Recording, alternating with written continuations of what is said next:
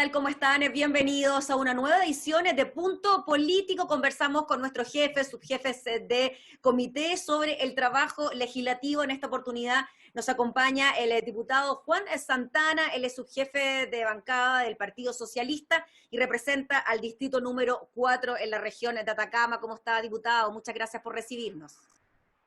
Hola Gabriela, un gusto de haber aceptado la invitación y agradecerte a ti por no habernos extendido esta invitación a esta conversación, a este diálogo que para nosotros siempre es muy provechoso a través del canal de la Cámara. Sí, pues queremos aprovechar esta instancia para dar a conocer de qué forma se ha ido realizando el trabajo parlamentario. Lo vemos a usted que está en su casa, me contaba que está en Vallenar, y claro, ha sido muy difícil trasladarse al Congreso por las distancias, etcétera, en medio de la pandemia. Ha sido más complicado aún ponerse de acuerdo con el resto de los otros integrantes del comité de la Cámara de Diputados. Me refiero a las reuniones de comité donde participan los jefes, subjefes de bancada, donde se toman decisiones súper importantes para el trabajo legislativo. Sí, Gabriela, bueno, nosotros hemos estado ya desde marzo, digo nosotros, en la bancada, una parte importante de ella, hemos estado desde marzo, desde que se inició la pandemia, tomando medidas de seguridad para evitar, contribuir en las posibilidades de contagio en el interior de la Cámara. Y desde ese punto de vista, en primer lugar, con el jefe de bancada de la bancada del Partido Socialista, el diputado Luis Rocaful, hemos estado turnándonos a la hora de ir a Valparaíso ahí distribuir las tareas que desde la jefatura de la bancada tenemos. Nuestra bancada, Gabriela, es una bancada de 17 diputados, una bancada bien grande. Tenemos representación en una parte importante de las regiones de todo el país, y desde ese punto de vista, además, digo, sumo a esto un elemento adicional. Una parte importante de nuestra bancada también son adultos, y hay adultos mayores también. Entonces, ahí por supuesto que hay una política interna de harta prevención, de harta seguridad, de bregar porque hay harta seguridad por nuestros diputados y diputadas, y bajo ese punto de vista el uso de las tecnologías, no solamente las que nos permiten acceder a este tipo de reuniones, sino que los llamados telefónicos, el WhatsApp, han sido indispensables para tener cierto grado de coordinación.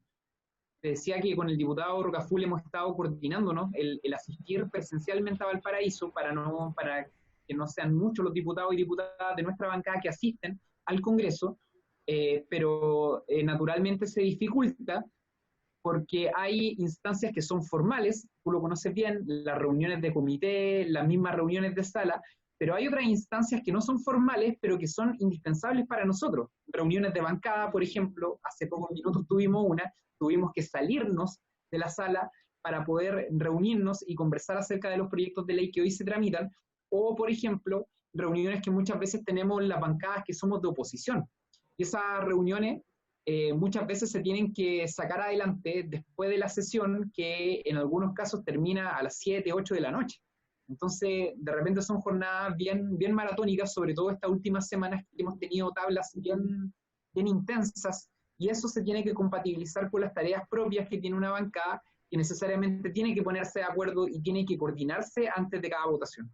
Imagino, diputado Santana, lo difícil que es ponerse de acuerdo dentro de la bancada, y usted como jefe, subjefe de comité, lograr ponerse de acuerdo con el resto de las bancadas. Me refiero principalmente a bancadas de gobierno, de Chile Vamos, donde, claro, hay que decidir qué proyectos van, qué proyectos no van, cómo los vamos a discutir, el horario de las sesiones, etcétera.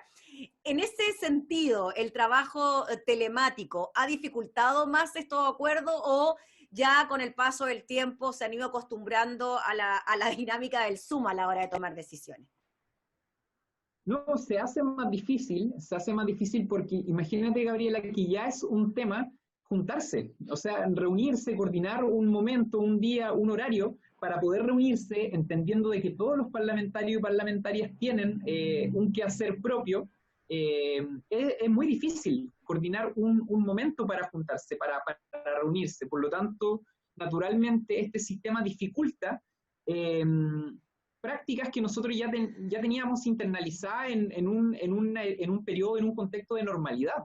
Sin embargo, yo en esto, y lo hemos conversado con algunos colegas, trato de ser bien realista y creo que, bueno, esta pandemia nos deja harto aprendizaje, también al funcionamiento del Parlamento, y yo creo que el uso de tecnologías como las que estamos utilizando en esta entrevista va a ser indispensable, no solamente ahora, sino que en el futuro también. Yo creo que el momento en el que nosotros volvamos a la normalidad, que esperamos que sea pronto, esperamos superar esta pandemia, que ojalá se descubran a nivel mundial todos los insumos, todos los elementos científicos que permitan enfrentar esta pandemia de una buena manera. Ayer había un anuncio, por ejemplo, de una vacuna en Rusia que está pasando y está enfrentando distintas etapas. Esperamos que eso sea pronto. Sin perjuicio de eso, nosotros estamos convencidos de que al momento de volver a la normalidad, vamos a volver a una realidad distinta, no solamente en nuestro país, sino que en el mundo entero, en donde vamos a tener que necesariamente empezar a educarnos con hábitos y con prácticas culturales que sean distintas. El tema de la alimentación, por ejemplo, hoy día hay en el Senado y en la Cámara, hay proyectos de ley que abordan el problema de la alimentación que se va a generar en todo el mundo. ¿No? Hay un proyecto, por ejemplo, que del Senado va a pasar a la Cámara, que tiene relación con el uso que se le da a aquellos alimentos que están pronto a vencerse en los supermercados y que tradicionalmente se desechan, ¿no? Entonces, hay temas que se van a ir instalando, el tema del cambio climático, el tema medioambiental, el tema alimenticio, yo te lo mencionaba a propósito también del origen de la pandemia. Es decir, hay desafíos que yo creo que no solamente nuestro país, sino que el mundo entero va a tener de aquí en adelante cuando superemos esta pandemia. Es decir, yo creo, Gabriela, que también junto con esta larga lista de tareas que vamos a tener las autoridades en los próximos meses y en los próximos años, el uso de tecnologías, el ir incorporando estas herramientas tecnológicas a nuestra práctica y a nuestra labor permanente va a ser casi una necesidad. Y por lo tanto, enhorabuena que instituciones como el Congreso Nacional, como la Cámara de Diputados, también vaya instalando con fuerza también el uso de estas tecnologías. Sí.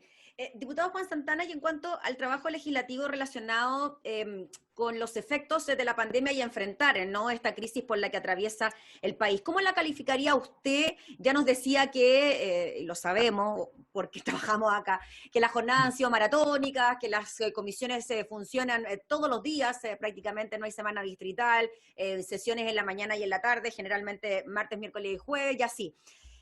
¿Usted cree que ese trabajo para enfrentar la pandemia, para hacer frente a los efectos de la pandemia, se notan por parte de la ciudadanía? ¿Son agradecidos? Porque las ayudas que han llegado se han tramitado en el Congreso, el mismo 10% se tramitó en el Congreso y así suma y sigue. ¿Usted cree que eso es percibido? Mira, una anécdota, Gabriela. Entre vecinos y amigos hay dos relatos que al menos hacia mí se me repiten mucho. El primero es que me dicen, don Juan, le tocó un momento muy difícil para ser político. Este es mi primer periodo, como el de casi 90 parlamentarios, diputados y diputadas, y es un momento muy difícil con estallido social, con pandemia, con desafecto, con las instituciones políticas, con la política. Entonces no le tocó un buen momento, me dicen algunos vecinos o amigos, para ser político. Pero hay otros que sobre todo en el último tiempo me han dicho, oye, lo que estás viviendo como parlamentario es parte de un momento histórico que no se va a olvidar pronto en nuestro país, a propósito también de las cosas que vienen, es decir, hubo un estallido social, pandemia, y además viene próximamente la realización de un plebiscito que además es inédito en la historia de nuestro país. Y yo, Gabriela, me quedo con lo segundo, a propósito de tu pregunta y a propósito de un comentario que tú haces. Yo creo que una de las cosas más satisfactorias que hemos tenido los diputados y diputadas que llevamos un primer periodo, incluso aquellos que llevan más de un periodo durante el último tiempo, ha sido justamente tener la tranquilidad y tener la satisfacción de que el trabajo parlamentario, con todo el desafecto, con toda la distancia que muchas veces genera con la población, durante al menos este contexto ha sido valorado y ha sido percibido y ha sido relevado por una parte importante de la población. Tú ponías un ejemplo muy revelador, el del 10%. Yo no sé si hay algún antecedente en la Cámara de Diputados o en el Senado sobre un proyecto de ley que haya sido seguido de manera tan exhaustiva por parte de la población. Y qué bueno que sea así, Gabriela. Qué bueno que, en el fondo, nuestros medios de comunicación también contribuyan en esta tarea ineludible que tiene el Estado chileno, que es educar a la población. en la medida de que la población chilena esté más educada acerca de cómo funcionan sus instituciones, acerca de cómo actúan o votan sus parlamentarios, estamos construyendo, por supuesto, una mejor democracia. Y esto no se trata de que hayan unos buenos o malos. Yo no caigo en ese juego de la moralina. Yo creo que es bueno desde el punto de vista de cómo finalmente las instituciones y los estados se construyen, cómo la población también se educa, cómo la población se instruye a propósito del funcionamiento de sus instituciones como el Parlamento, como en este caso el Senado o la Cámara de Diputados.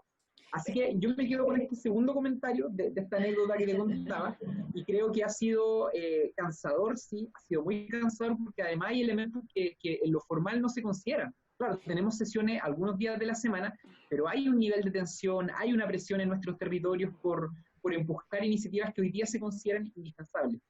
Pero aún cuando existe ese cansancio, ese agotamiento físico, mental, yo creo en muchos de nosotros, que además hacemos una pega territorial, yo creo que es tremendamente satisfactoria la respuesta, o al menos la valorización que ha existido del Parlamento, de la Cámara de Diputados durante este último tiempo a propósito de proyectos como el retiro del 10%.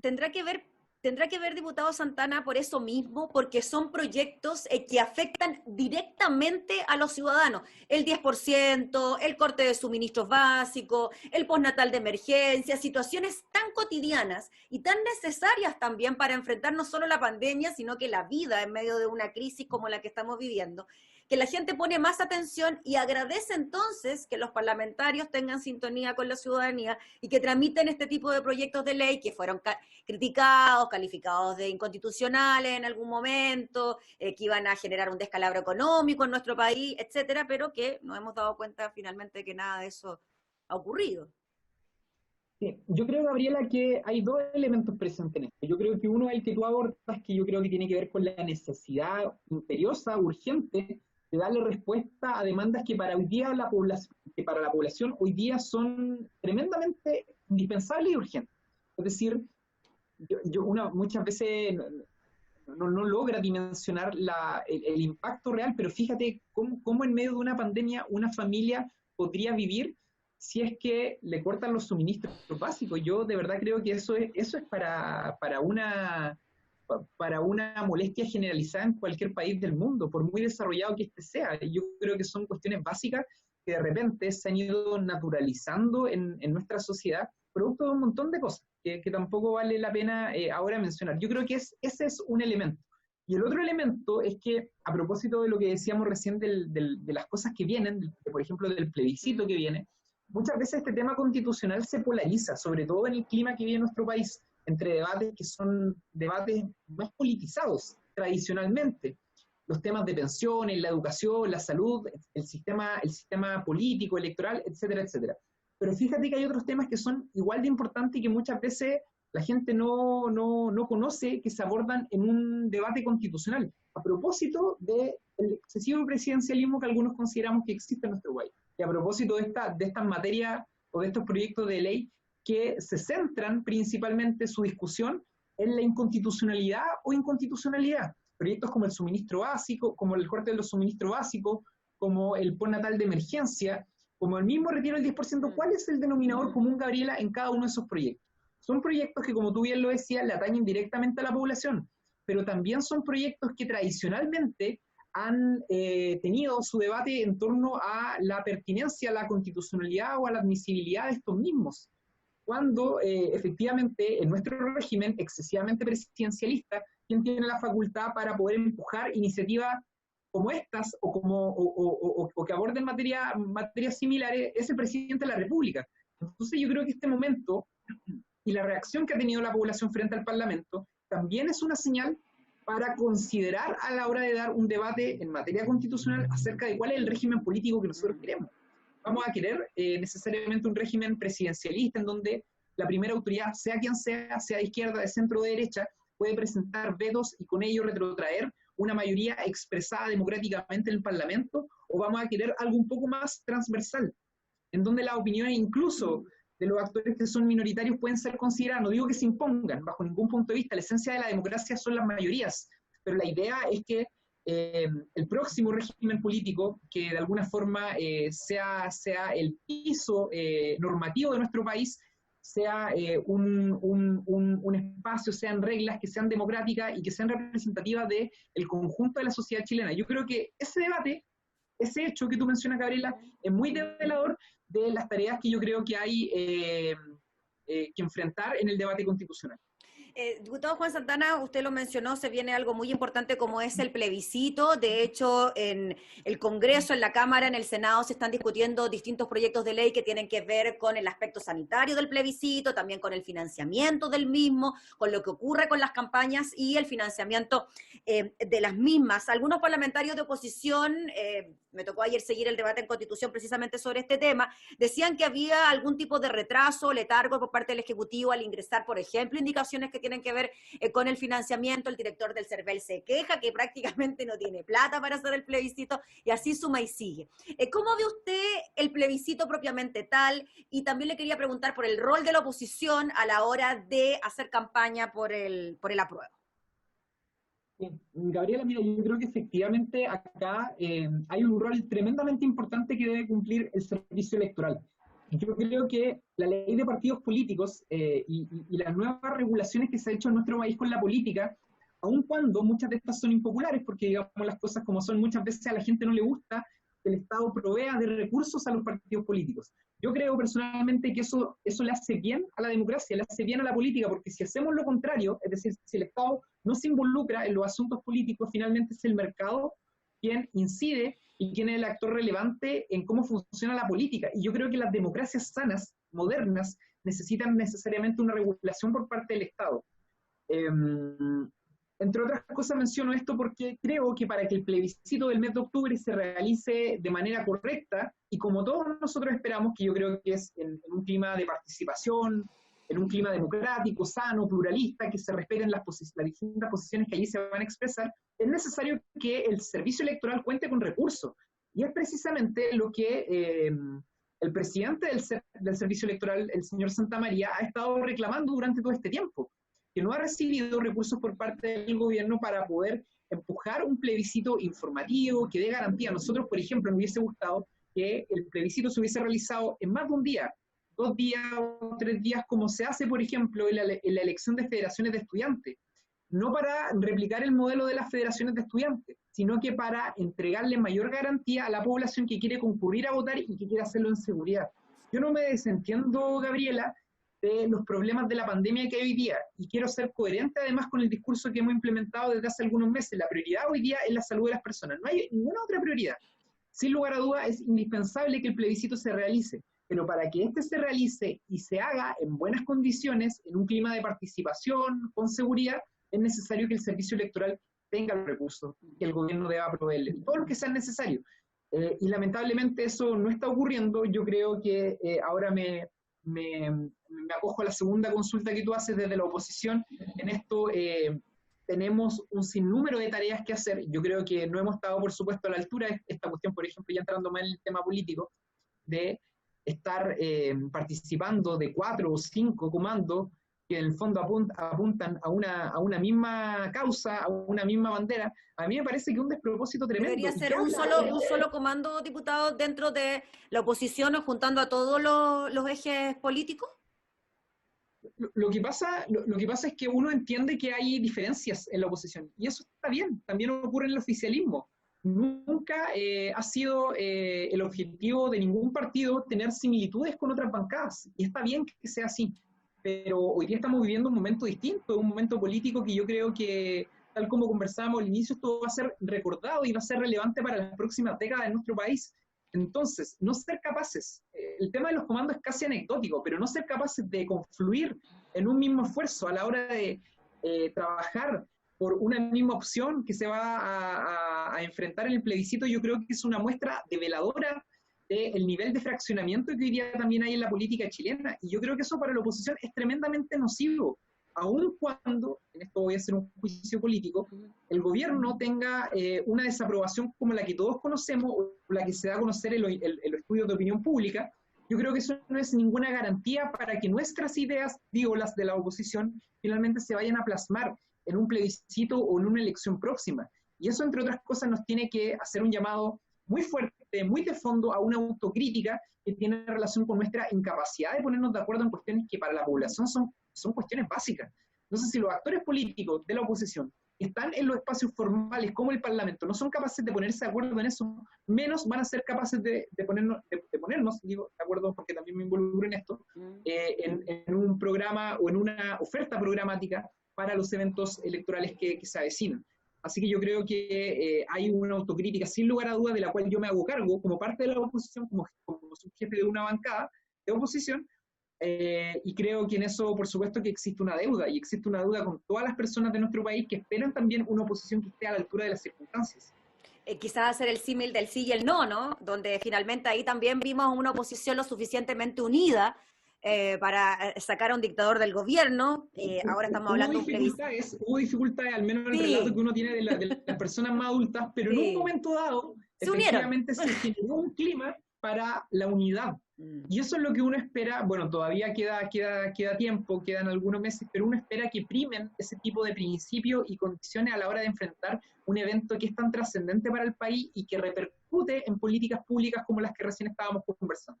Diputado Juan Santana, finalmente, quizás podría interpretar por sus palabras que uno de sus mayores desafíos como integrante de la bancada del Partido Socialista y como su jefe de bancada es propiciar un buen plebiscito de cara al 25 de octubre, de levantar la opción del apruebo, o también tiene otros desafíos dentro de lo que es su cargo de su jefe de bancada.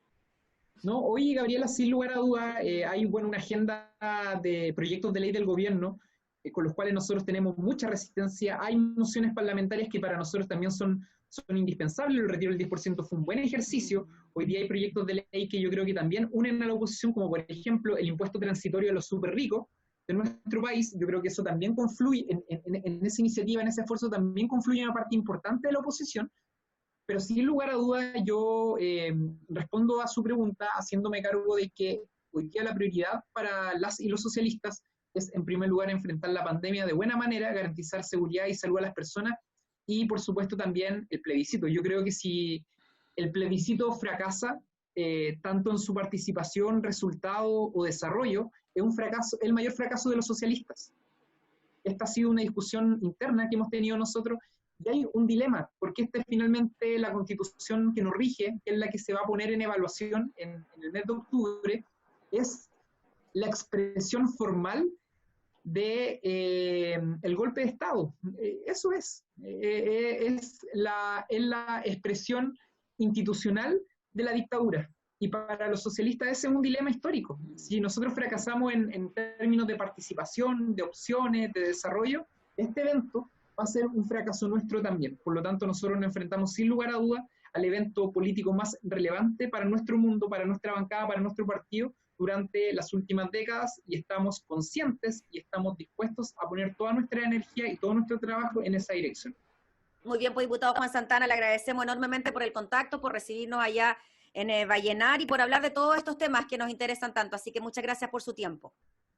Gabriela, que estén muy bien y te agradezco nuevamente la invitación a esta entrevista por el canal. Listo, que esté muy bien, diputado. Gracias. Chao, Gabriela. El diputado Juan Santana en una nueva edición de Punto Político. Nosotros nos volvemos a reencontrar en una próxima oportunidad. Que esté muy bien, hasta entonces.